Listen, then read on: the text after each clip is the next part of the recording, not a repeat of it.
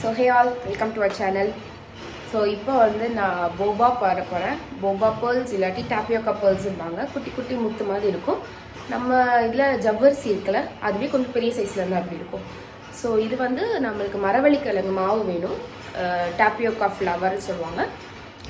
So இந்த டாப்பியோக்கா flower வச்சு தான் பண்ண முடியும். நம்ம கோதுமை மாவு மைதா மாவுலாம் வச்சு பண்ண முடியாது. இது யூஸ்வலாக தாய்லாண்டு அப்புறம் சைனா அங்கெல்லாம் வந்து போபா டீயில் இருக்கும். நான் டீ பர்சன் இல்லை, நான் காஃபி பர்சன், காஃபி குடிப்பேன். ஸோ வந்து நான் இன்றைக்கி கோல்ட் காஃபியில் போபா ட்ரை பண்ண போகிறேன். ஸோ எப்படி பண்ணலான்னு பார்க்கலாம். ஓகே, இது பண்ணுறதுக்கு ஃபஸ்ட்டு நான் 2 டேபிள் ஸ்பூன்ஸ் தண்ணி எடுத்திருக்கேன். அப்புறம் 1.5 டேபிள் ஸ்பூன்ஸ் ப்ரௌன் சுகர், நாட்டு சக்கரை. மிக்ஸ். ஆக்சுவலாக இந்த போபா டீ ரொம்ப டேஸ்ட்டாக இருக்கும். கடைகளெல்லாம் ரொம்ப ரேட்டாக இருக்கும். ஆனால் அது வீட்டில் சிம்பிளாக பண்ணிடலாம். இந்த மரவள்ளிக்கிழங்கு மாவு இருந்தால், இந்த மாவு டாப்பியோக்கா ஃப்ளாரை வச்சு மட்டும்தான் இது பண்ண முடியும். கோதுமை மாவு மைதா மாவுலாம் வச்சு பண்ண முடியாது. இப்படி கொஞ்சம் கொதிக்கிறப்போ நம்ம மாவு சேர்த்துக்கணும். நான் இன்னும் கொஞ்சம் மாவு ஆட் பண்ணிக்கிறேன். ஓ ஷிட்,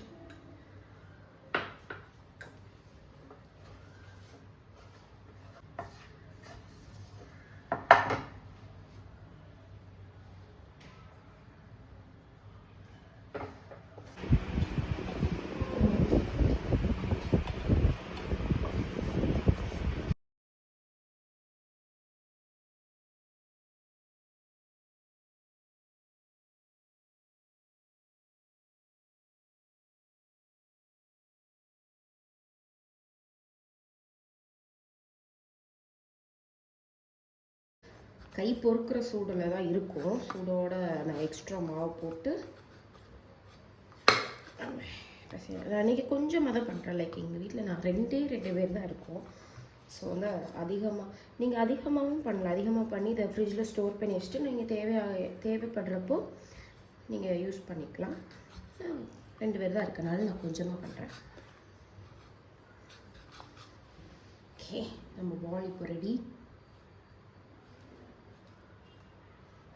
இதுக்கப்புறம் இதை என்ன பண்ணணும்னு நான் சொல்கிறேன்.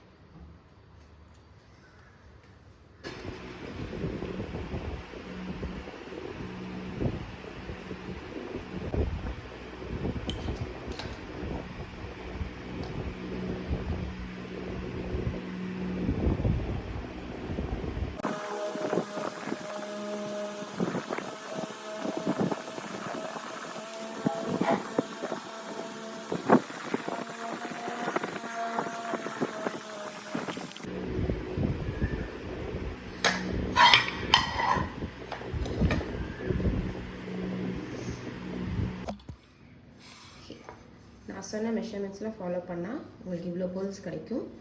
இது தாராளமாக ஒரு 2 பேருக்கு போதும். நீங்கள் இன்னும் நிறைய பண்ணுறீங்கன்னா இந்த இதை பண்ணதுக்கப்புறம் நீங்கள் இந்த பேர்ல்ஸை வந்து ஃப்ரிட்ஜில் ஸ்டோர் பண்ணி வச்சுட்டு தேவைப்படுறப்போ நீங்கள் பாயில் பண்ணிக்கலாம். நான் இப்போ உடனே பண்ண போகிறேன். ஸோ இப்போ இந்த போபாவை வந்து நம்ம ஹாட் வாட்டரில் போட்டு போகிறோம் வேக வைக்க. வந்து கேஸ் ஹையில் இருக்குது. நம்ம ஹையில் வச்சு குக் பண்ணிவிட்டு இது எப்போ ரெடி ஆயிடுச்சுன்னு தெரியும்னா, இந்த போபாலாம் கொஞ்சம் மேலே மிதக்க ஆரம்பிக்கும். அப்போ இது ரெடி ஆயிடுச்சுன்னு அர்த்தம். அப்போ கொஞ்சம் சிம்மில் வச்சு ஒரு 5 மினிட்ஸ் குக் பண்ணணும்.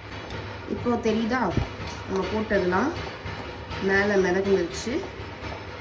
இப்போது ஸ்டவ்வை சிம்மில் வச்சு ஒரு 5 மினிட்ஸ் குக் பண்ணால் போதும்.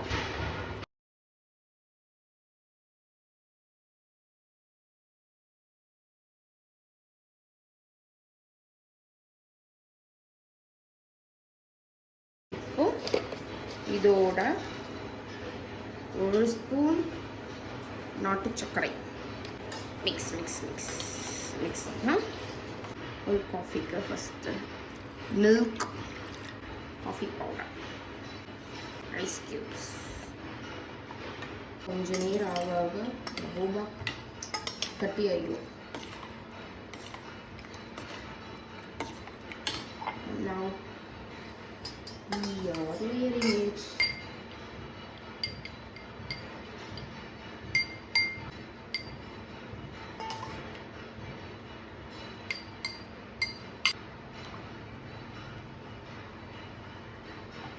ததா, போபா ட்ரிங்க் இஸ் ரெடி.